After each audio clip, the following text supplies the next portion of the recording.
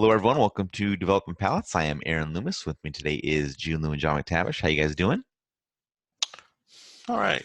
It's the end of the world as we know it, and I feel fine.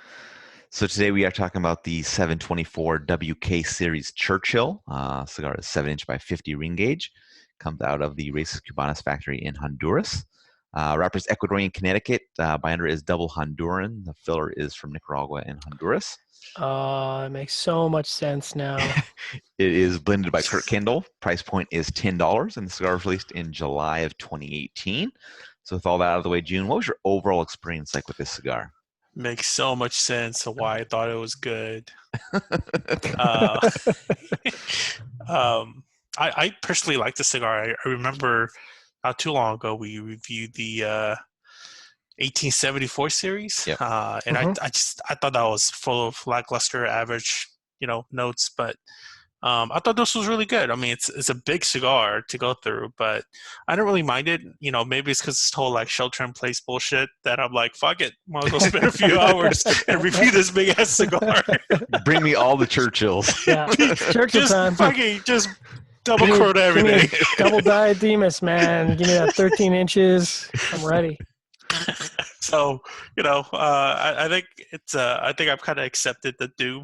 So Yeah. maybe that help with it. But I thought it was a very approachable, flavorful cigar. There's some building changing complexities to it that I liked. A lot of sweet butter bread, a lot of nuttiness, soft cedar, different levels of spice and minerality going through the entire cigar and the whole smoking experience in general. I personally would love to put this a part of the rotation. So Nice. All right, John, how about you? What were your thoughts? Yeah, so everything that June said, just toss that out the window because I didn't get any of that. I mean, there was a little bit of biscuit in the first third, but it was so mild, and it was just the profile was just so much with the cedar and hay. Part of me thought I was smoking in Connecticut because it was just there's so much hay, drying cedar, and that was kind of the profile for the first and second third, just hay and cedar, hay and cedar, hay and cedar. And then sort of towards the end of second third, that cedar kind of took on a little bit of bitterness, little tannins, which I'm not really a huge fan of, especially if it's just kind of carrying the profile. And then the last third, that dryness just intensified and the tannins intensified.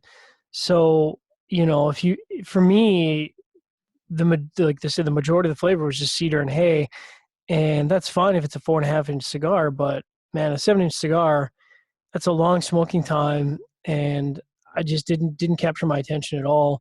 I did have slight burn issues. The cigar went out at the hour and 10 mark, and then kind of canoed a little bit in the second third. But draw was all right. Construction was okay. What was your experience like, Aaron? Yeah, for me, the cigar started with hay, wood, and faint creaminess. Some black pepper and dry earth kind of joined in fairly quickly.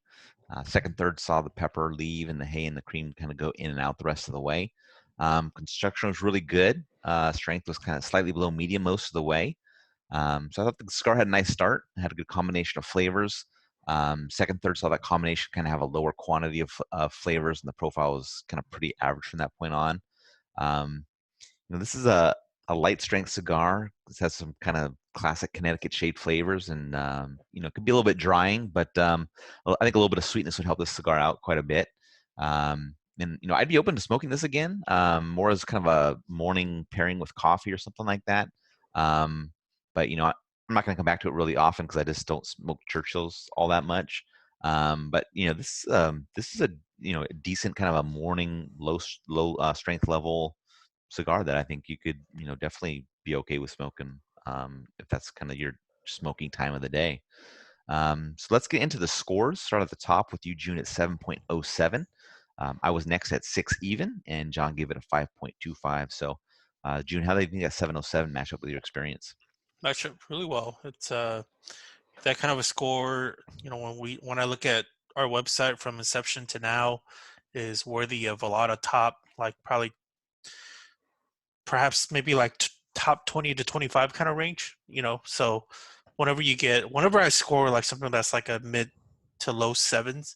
Like it's basically an indicator of me saying, hey, I'm going to go back to this and I really like smoking this, so I'm going to go back to it. So and that falls within that range for me. Yeah, my 6 matches up well. I mean, it's a slightly above average flavor profile, but the construction was really good. I mean, the burn was just slightly wavy, but that was the only thing I could, nitpick on the construction side of things. So that's where it gets it right at that 6 even mark. John, 5.25. Yeah, I think this is more of a personal preference thing. I'm pretty divisive when it comes to Honduran tobacco. It's kind of one of those things, and we've talked about it before. Honduran tobacco, it's either great or it's not good at all. Mm-hmm. And I wouldn't say that this cigar wasn't good at all. It's just, for me, the profile was, slightly below average, just because it was a little boring for the length of smoking time. Construction was good, so I think you hit the nail on the head, Aaron. If you're the kind of smoker that really likes Connecticut profiles, this might be, especially when we're locked up, this might be a great thing in the morning. A couple of coffees, you get 2.5, maybe even 3 hours smoking time. So yeah, Exactly. Any other final thoughts from you guys on this one? That's a good point, John. Honduran Corojo, like, it's super divisive for me as well. Like sometimes I feel like within like good ones, you of course hear about like, what the Royals are doing with their Hamastron, Corojo and that kind of thing. But even with those, like some of them could be super divisive. Like some of them could be like incredibly off balance and like could be a bit of assault on your palate. And some of them are just like, they're like dessert sticks, Yeah, So. I wouldn't even say that the average, like, there's no 5.75 Honduran for me. It's either like 6.75 or it's like a low fives. Like, and I don't know why that is. I think it's just whatever that profile is, the Venn diagram for what I like in Honduran tobacco is just really, really narrow. So I think, like I said, especially for me, good Honduran tobacco is great, and average Honduran tobacco is not good. So what can you do? Yeah. All right. If you just catch this video on YouTube, be sure to subscribe to us. We'll also check out the full written review on the website, developingpalates.com. Follow us on all the social media channels, and you can catch all of our review recaps on podcasts, so iTunes, Google Play, and Podbean. Thank you for tuning in. We'll catch you on the next one. 724.